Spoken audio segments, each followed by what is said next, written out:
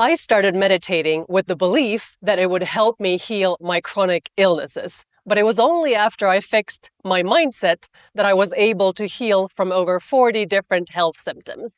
And the same goes for over 200 students that I've coached over the last 2 years who had tried everything while barely seeing any results.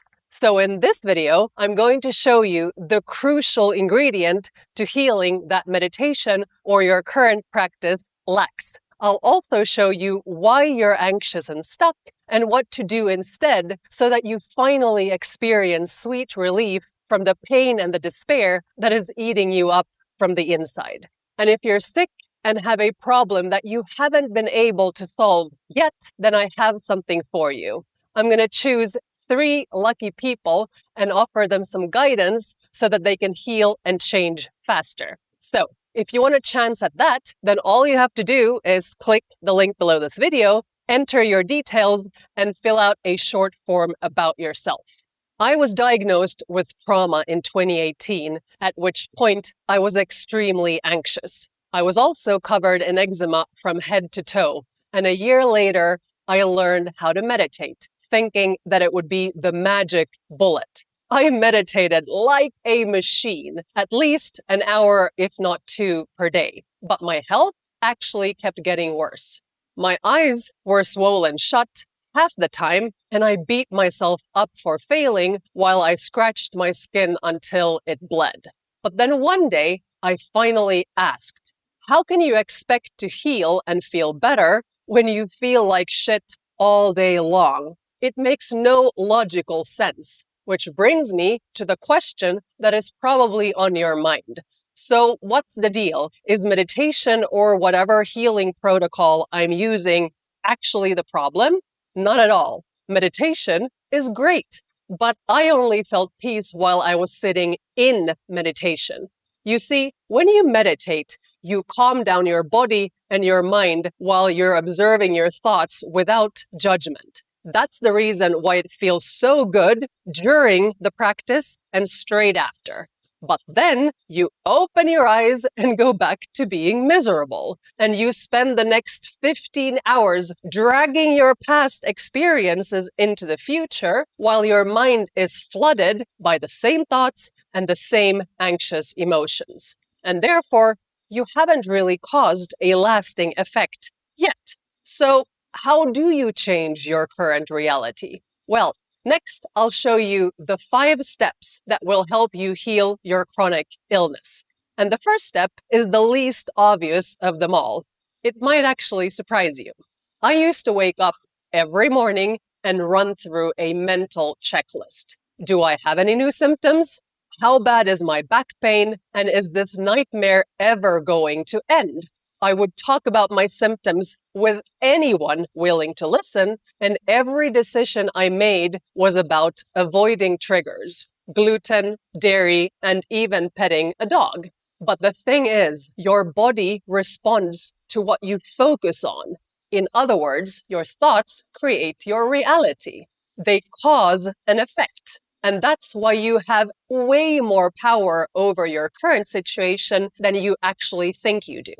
The day I finally understood how much my thoughts were shaping my reality changed absolutely everything. I slept through the night for the first time in my life, and 6 months later, my skin started to heal. And the first step is all about letting go of the old story and telling a new one.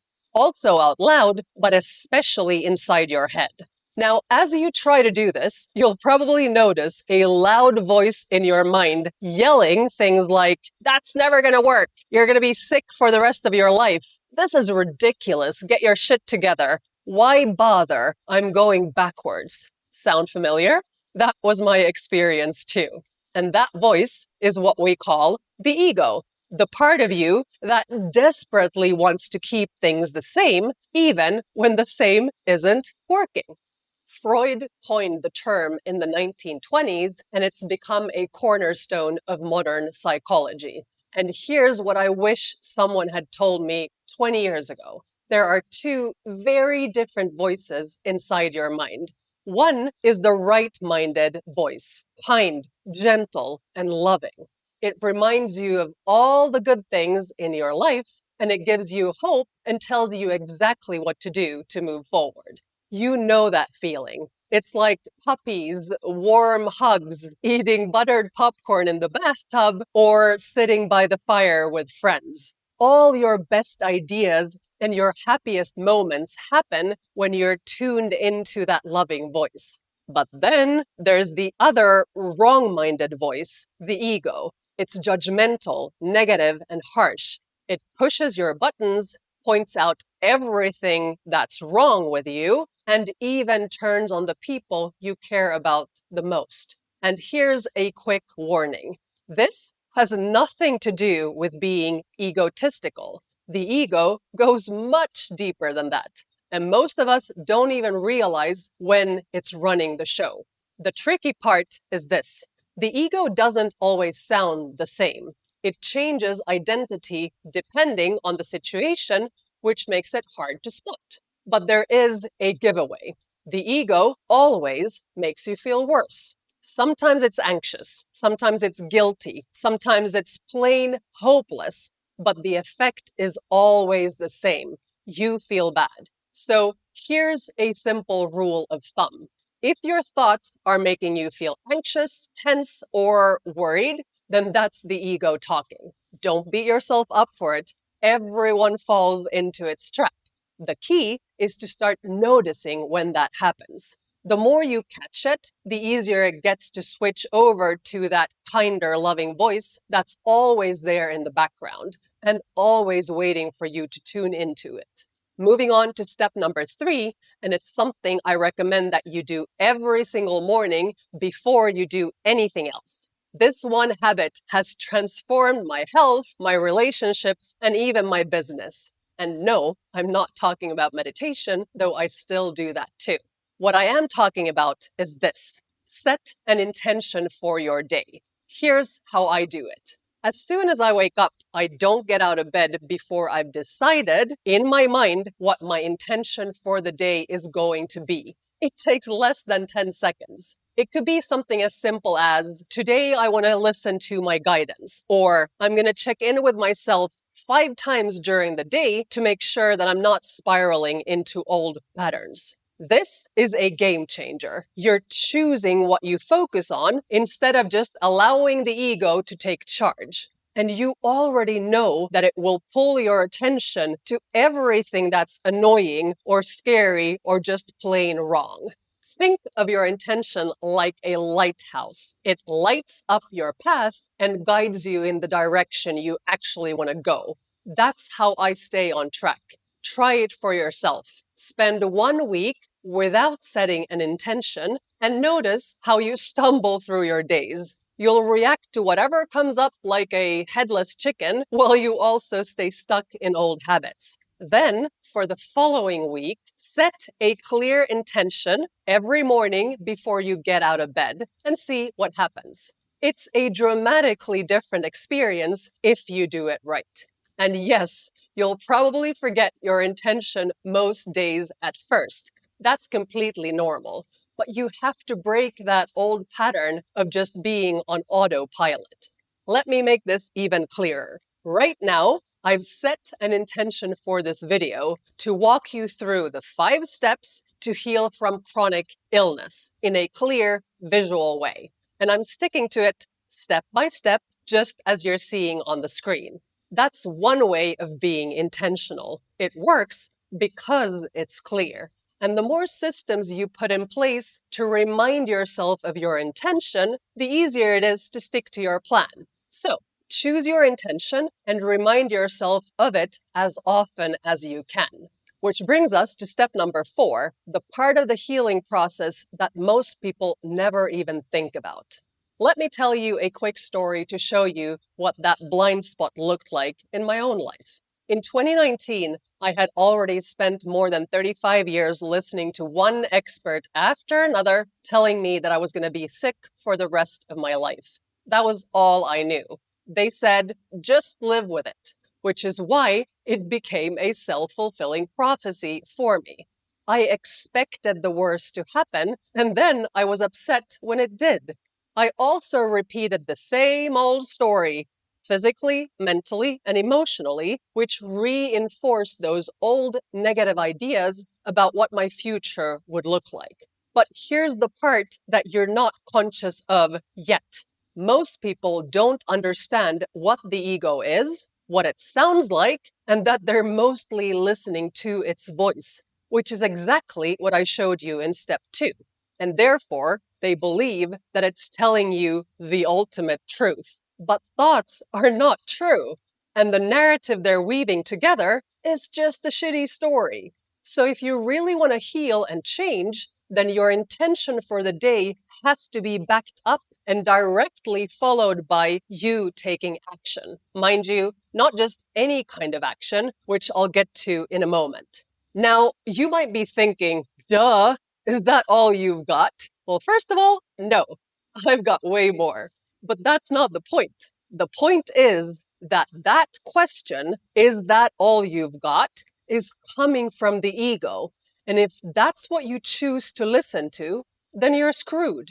Notice just how quick that negative voice is to jump in and dominate the conversation inside your mind. The ego will literally take every chance it gets to tell a subtle but negative and very critical story. And it prevents you from doing anything that is actually helpful and that supports your healing.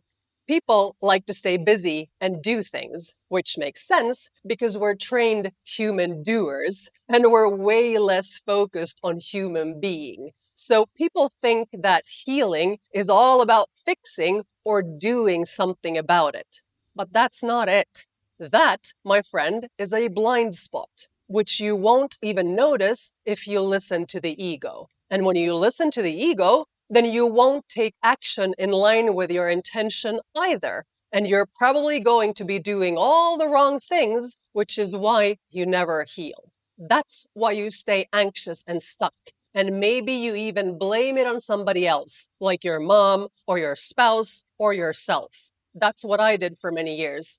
I was so angry with myself and the doctors and my allergies and my skin and my family members. It felt like the world was against me. It was never about the world. It was all about the ego putting roadblocks in my way, which made me confused and kept me busy looking for answers outside myself. Now that's ironic, since everything I needed to know and learn was found inside my mind. And that's ultimately the last place anyone goes looking for it. So when I said that step number 4 is about taking action, then what I really meant was that it's about taking feel-good action. In practice, it means that you start doing things that make you feel better. Anyone who's sick knows that the last thing they feel worthy of doing is relaxing, watching a movie, taking a break, or God forbid, going on holiday. That illness is keeping you firmly stuck in fixing mode.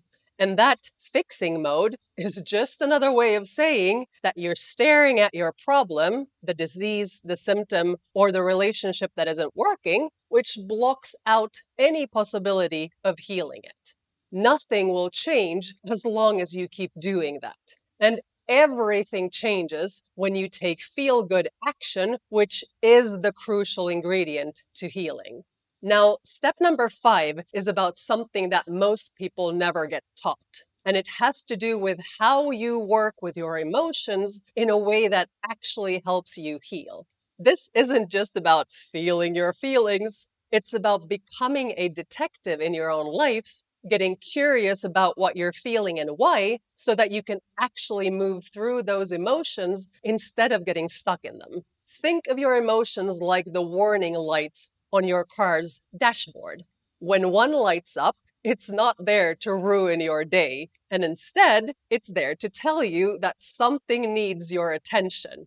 Ignore it, and things get worse. But if you check under the hood and figure out the cause, then you can fix it and get back on the road. Though that's not how we operate when it comes to our emotions, and this probably trips you up too. You treat your emotions like proof that something is wrong instead of seeing them as helpful signals. And therefore, you think, I feel anxious, so I must be failing, or I feel sad, so I'll probably never get better. That's just the ego twisting the story again and making you believe that your emotions are the enemy when in reality, they're just trying to help. And if you're sick or struggling with a problem that just won't change, then this step is crucial. Because when you learn to decode what your emotions are really telling you, then you can move through them faster and start making real progress. And to help you do exactly that, I'm going to choose 3 people and offer them some personal guidance so that they can heal faster. So if you want a chance at that, then all you have to do is click the link below this video, enter your details, and fill out a short form about yourself. Interpreting your emotions correctly is trickier than it seems, but very easy when you know how to do it. So go watch this video next to find out how to move up the emotional scale step by step right now.